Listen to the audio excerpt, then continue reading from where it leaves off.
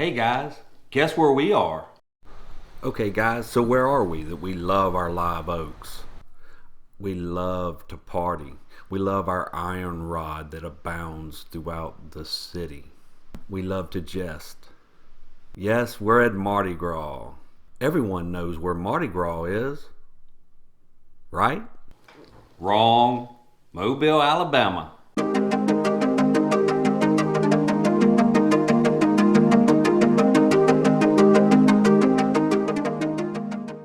With our channel, we said we're gonna share what we go through, what we're going through in this time period, from our decision to do this, what it takes, and what we're up to. We do a lot of traveling, so some weeks it's going to be about travel. Things we've done. Well, this week we went home to Mardi Gras, so I'd like to talk to you a little bit about Mardi Gras or Fat Tuesday. I don't want to go too much into detail, but give you a little bit more understanding what it's about. Then you understand and you'll know what it is and why the celebration occurs. So what is Mardi Gras? Well, Mardis is Tuesday. Gras is fat in French. So it's Tuesday Fat or Fat Tuesday. Why is it Fat Tuesday? Mardi Gras is a Catholic celebration.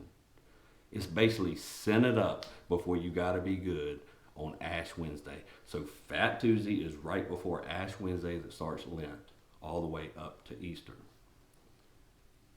So what happens during Lent? Well, most of us good Catholics, we choose something to give up and we don't eat meat on Fridays. And we're good in every other way that we can be during that time. So where did Mardi Gras start? There's a debate. Let's start off by saying it started off in France. Okay, we know that for sure. But what was it in its original inception, and where did it start in America? Well, originally, Mardi Gras Fat Tuesday, it was called Fat Tuesday because of people pulling all their fat out of their house, their cupboards, and eating it. Basically a huge feast, gluttony, if you will. So they would pull out their milk, their eggs, their cheese, their meat, and they would eat it in preparation of the fast that they were going to do in Lent. I'm not sure exactly how they did, and I think that kind of changed around, but they gave up meat for the whole of Lent, and then very other fasting traditions within that time period. But Mardi Gras, again, it was, let's eat up all the meat before Lent starts. So what is Carnival?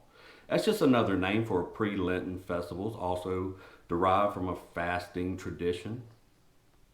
Carnum is a medieval Latin term that means meat, and Carnival is short for Carna Levarum, if I can say that correctly, which means to take away meat. The debate about where Mardi Gras started in America is between New Orleans, you guessed it, and Mobile, Alabama. Now, for the short version, where did it start? And where did it grow? Both. They're kind of back and forth. They both have their arguments and they both have their points. But let's be honest, the French settled Mobile first. But was that the first place Mardi Gras was held? New Orleans' claim to fame of where Mardi Gras was held was 1699, where two French sailors landed outside of what is now New Orleans, and they happened to be there for Fat Tuesday. And they held something. Now, to hear them tell it, they partied, but they at least held some type of celebration or ritual where they ate their meat before Lent there. But if we look at Mobile, Mobile was settled in 1702 by the French. By the French Catholics. In 1704, the first Mardi Gras was held. Now, this wasn't Mardi Gras as we know it today, where we're just getting drunk and doing all the other sins. Again, it was just gluttony was the sin. They were eating up all their meat, all their fat before Lent, before they prepared for the fasting of Lent. So the first official Mardi Gras was held again in 1704 in Mobile, Alabama. Now, this was 14 years before New Orleans was even formed.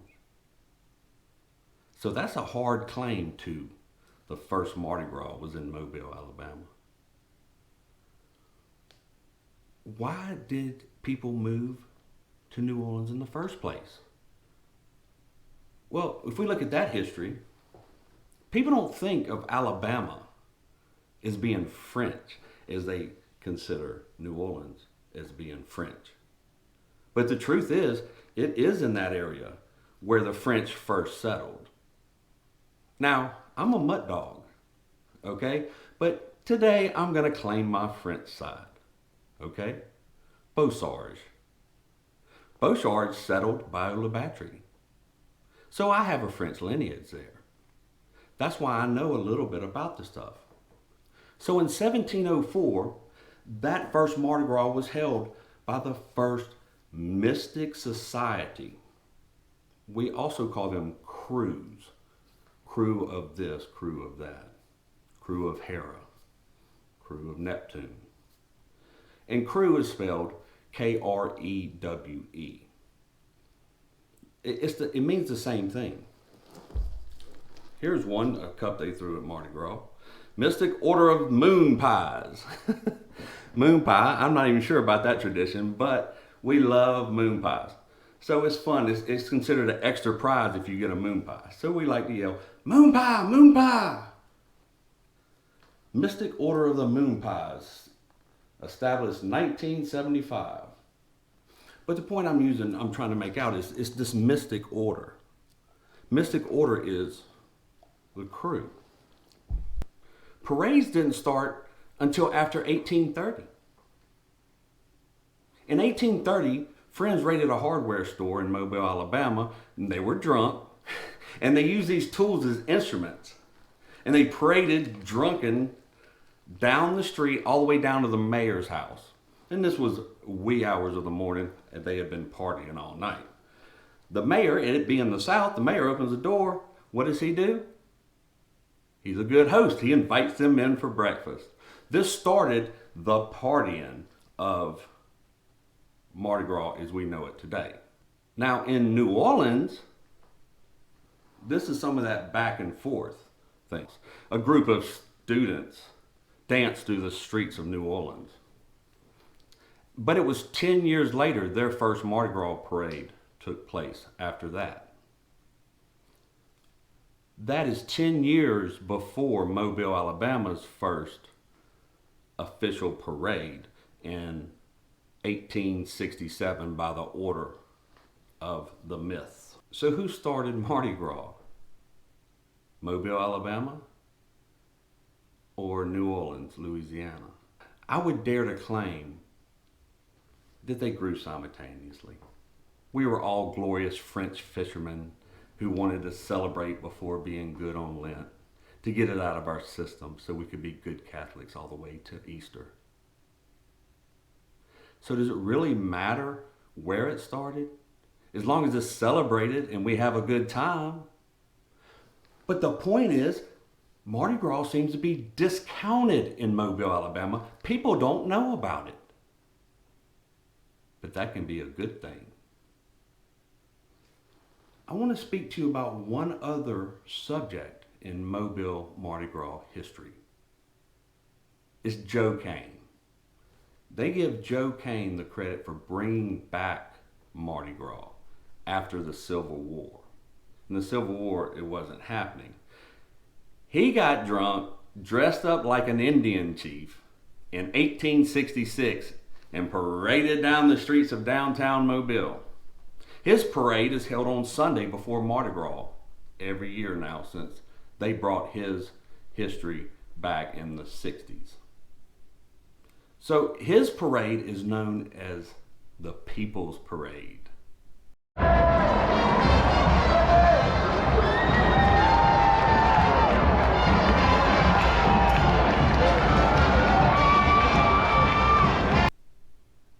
This leads me to another subject on Mardi Gras. In Mardi Gras, each of these crews, these mystic orders, elect a king and a queen in their court. So we have what's called a Mardi Gras ball. Each crew will have a Mardi Gras ball. This is a black tie affair when we get together and party. And the king and queen are presented and honored. And then their court. So their court is presented and they walk to the crowd. And it's fun to do, and they're shining with all their rhinestones and feathers. And the feathers are very expensive. You actually rent them instead of buy them. They're that expensive and they use so many. It's all over the top and ornate and a whole lot of fun. The rest of the people are dressed in, it's basically a black tie affair. Ball gowns, tuxedos for the men. This is generally high society. Now they have some balls where it's open to the public and they can buy tickets. But as the most part, this is a high society thing. Think about it. It is these crews, these mystic orders, that the people you see are on the parade floats. So what is happening? They're throwing, now, they're not throwing these, but they're throwing moon pies and they're throwing, these simulate what? Jewels or gold. Alms for the poor, basically, right? They're royalty, throwing to the peasants. So we went to Mobile as peasants this time because I haven't been home in a while. But normally I would go to a Mardi Gras ball. My mother has been queen of Mardi Gras. She was queen of Hera on the coast of Mississippi. Why Mississippi? Remember, the French were first in Mobile, Alabama, 1702. They moved to New Orleans. Why would they move to New Orleans? Well, they moved to New Orleans because it's a better port. Why is it a better port? They didn't have freight trucks back then. They only had the Mississippi River. Now from Mobile Bay, there's certain rivers they could kind of navigate and up from there, but it was better just to get on the main line Mississippi and run it up. My point is, from Mobile, past Mobile actually, all the way through about Baton Rouge, the French kind of spread out, as people do. Some on their way to New Orleans said, nah, I'll just stay here, or whatever. So it's a bit of Cajun all the way from Mobile through Mississippi coast into New Orleans. Now, why did I say just to Baton Rouge? Well, when you get west of Baton Rouge and you get in the south, it's a different French. Are they different genetically? No, that's not what I'm speaking of. But these are the Acadians. Who are the Acadians? The Acadians came down. Some came down the Mississippi from Canada. When that supply line was going up and down from the port in New Orleans. But most of them, they literally came down from Canada, I guess where Montreal is today, right? They came down in and around Florida and came around and settled in western Louisiana. Mostly these are the guys that are like, what in the heck did he just say? That's some crazy boys. I knew some of those crazy boys. Hey, say, you and me go out there. I take the ugly one. I don't care. We have a good time. Boy, I said, ooh, boy, I said, ooh, what? Well, I'm from the Mississippi coast. So we have a little Cajun. I can kind of get that little jingly, you hear that little jingly in me, I talk like doing, something like that. Or I slow down and a little country comes out. So I'm two high class things, redneck and Cajun. All right, I'm glad we got that straight. But anyway, we go to these Mardi Gras balls, and this is the higher society. especially if you're in the crews or the mystic orders. It's okay to go to the public one. That's not what I'm saying, but let's say the crews have the doctors, the lawyers, the mayor, you get it, right? Throw into the peasants. Now, we don't know that, we don't see it, but let's look at tradition. It's pretty obvious, right? Come on. So the first parade we went to at night, these are the official floats. You can see they're made a lot nicer. A lot more money behind them. Look at them, they are dumping. Where we were right next to where the local news stadium, look at that, right where the local news stadium was filming. So they were doing that for the camera, just chunking it. But yes, if you see these floats, they are higher end. Everyone on them is from a crew or the mystic orders that I was speaking of. So these are the royalty thrown to the, if you see that generator right there, each float has a generator just trailing behind it. That's what's powering it. Now they've become a lot more colorful since LEDs have come out. But look at that, isn't that beautiful? It really is. This isn't all of them, but I just wanted to include most of them that you could see what Genghis Khan here. You could see what it's like. Now there's guys on horseback behind them, pretty dragging, right? The guys on horseback behind them, they're there for a reason. If they need to fix something or anything goes wrong, they're keeping an eye on the float for safety. And of course you got to fall in love with Cupid. Look at the pink lapels. Anyway, they allow the local bands get it. Hey. But there is another parade in Mobile. You remember I mentioned Joe Kane, dressed up like an Indian, went parading, drunken right after the Civil War to bring back. Well, they have Joe Kane Day, and it's Sunday before Mardi Gras. So it's the Sunday before Fat Tuesday. It's also known as the People's Parade. This is the parade where anyone can attend. Anyone can sign up, get approved, and march in this parade. It's a little bit of a ragtag parade, and that's what's so wonderful about it. It is a party. People lose their minds. People get excited about this, the People's Parade. Now, we like them all, but it's just wild and fun on Joe Kane Day. It's Joe Kane!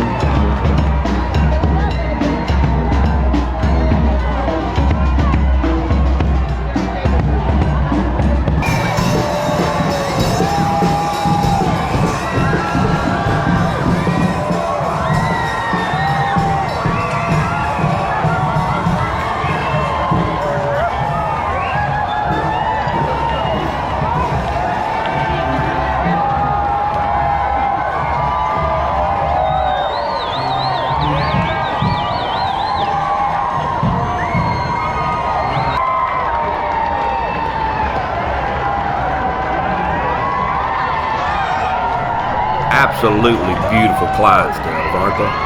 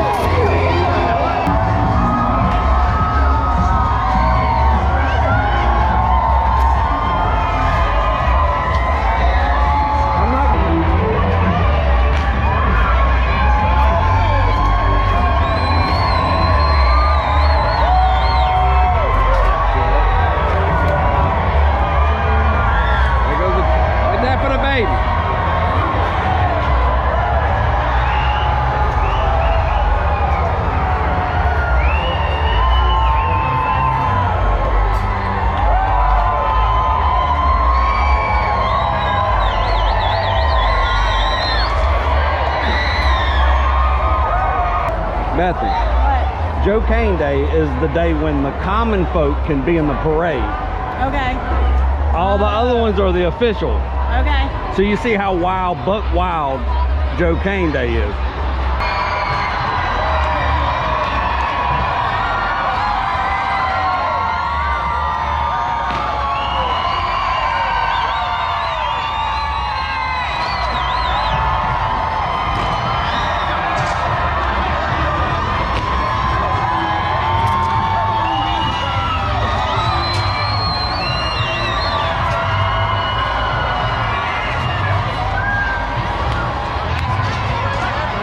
I know, that was crazy.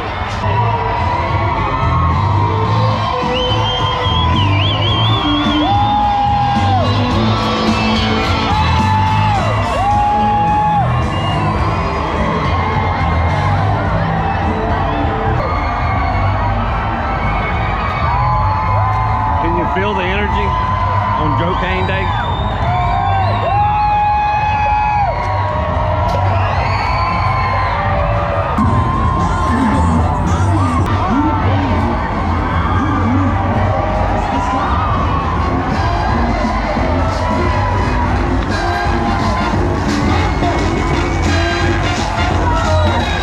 Move high! Move high! Move high! Move high!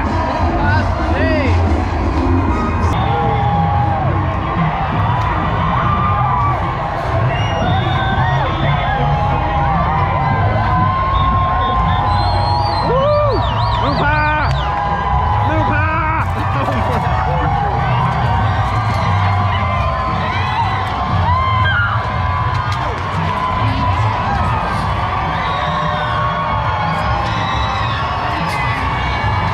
We gotta make room.